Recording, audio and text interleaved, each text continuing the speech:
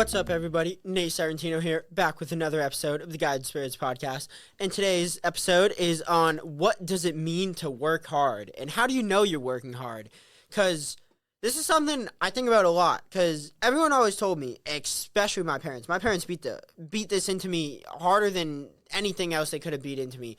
Hard work pays off, and if you work hard, you'll get what you want. Well, I believe this to be true to an extent. First, let me explain. You can work hard in the wrong areas and you could wind up in a nightmare. And this is basically how Save Your Fitness and Wellness went for me.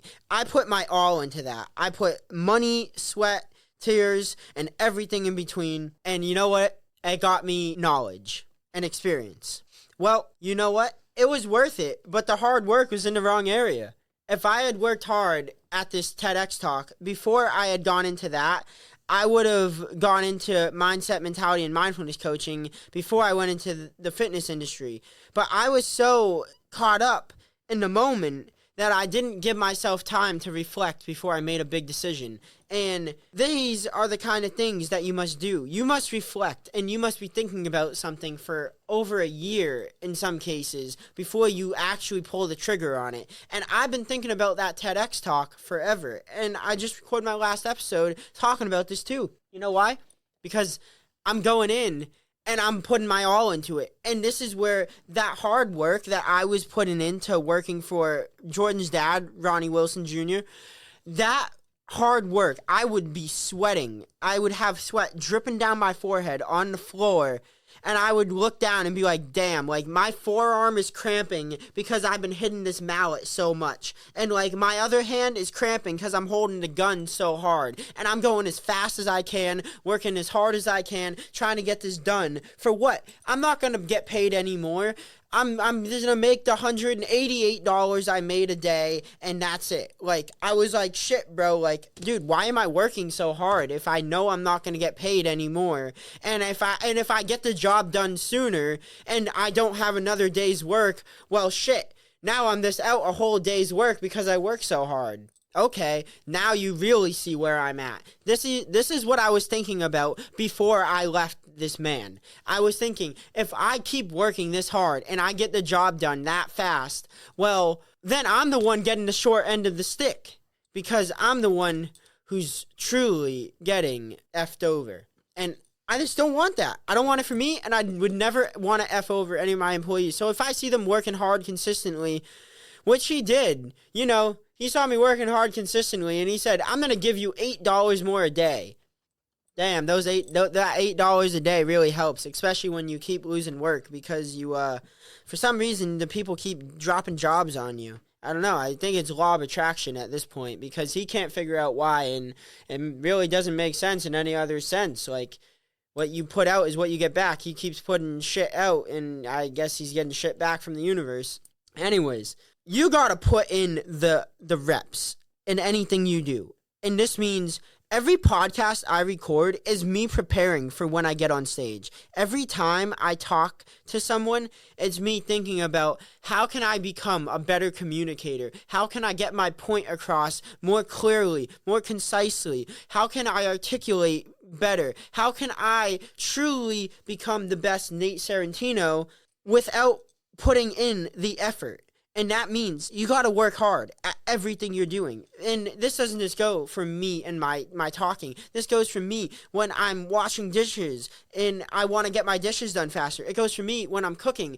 I got to work hard while cooking. If I want to cook my food and make it taste good, I can't lollygag. I can't leave my food on the stove and then go record a podcast, come back and then have it half burnt. No, that's not going to work. You got to put all your effort into it at that very moment. Like when you're focused on something, you got to focus on it. You can't be half-assing anything you do in life. It's like when I sit down and I start working with cryptocurrency, I'm going to put all my energy into it. When I sit down and I start working with, what's the next example? Say, teaching someone how to eat healthier and live a healthier lifestyle.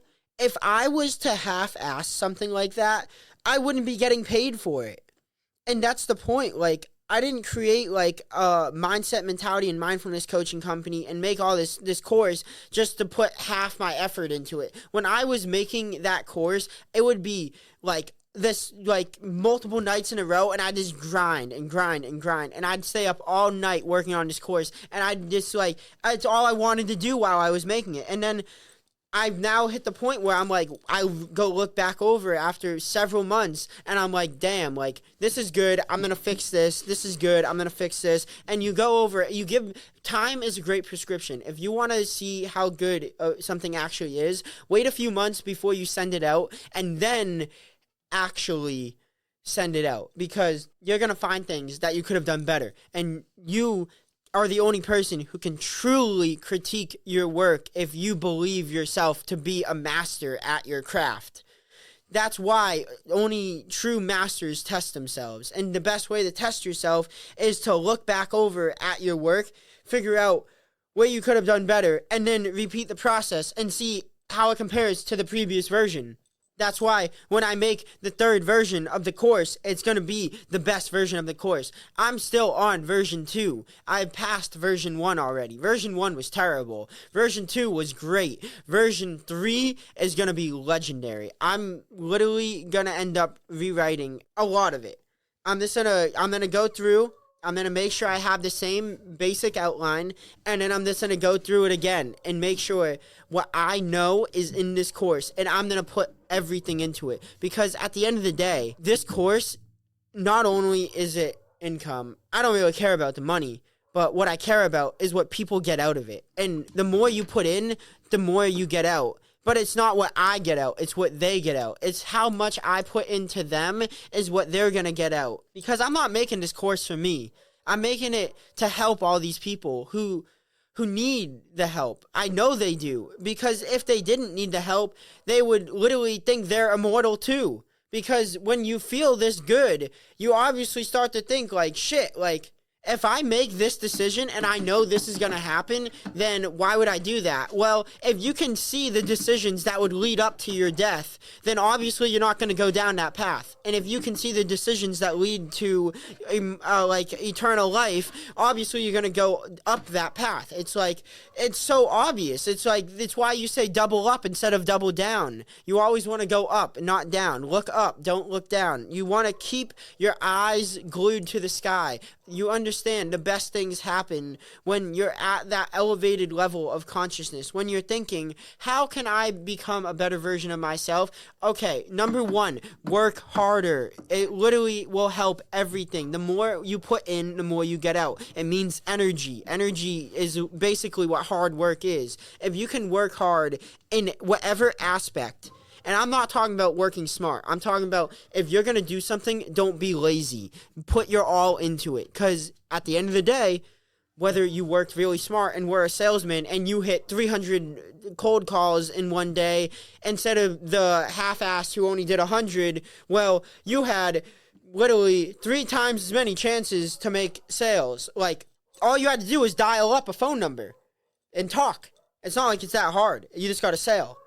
Like, maybe close, like, but at the end of the day, like, that's it. Like, all you got to do is talk. You just have to perfect your talking. You have to perfect your craft, whatever that may be. For me, doing hardwood flooring, it's manual labor. So if I want to get that shit done faster, I gotta hit faster. I gotta place the wood down faster. I gotta move faster. I'm using my body. That drains me of my energy. So when I come down into the studio like I am tonight, and I'm putting out all my energy into you, trying to help you guys become better, and I have to think, damn, if I had spent my energy instead of flooring today and working on the course to make version 3 even better, then by the time my TEDx talk is finished and ready to be launched, everything is set up for the course. It's all recorded. Jordan's edited all of it, and now everything is falling into place. But you know why that all happened? It happened because I worked hard every single day, and I never thought because I didn't make a paycheck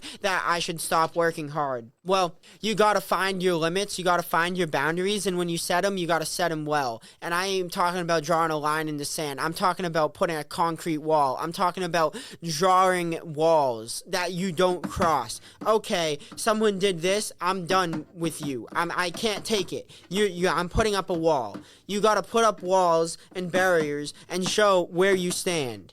You literally have to be assertive but polite.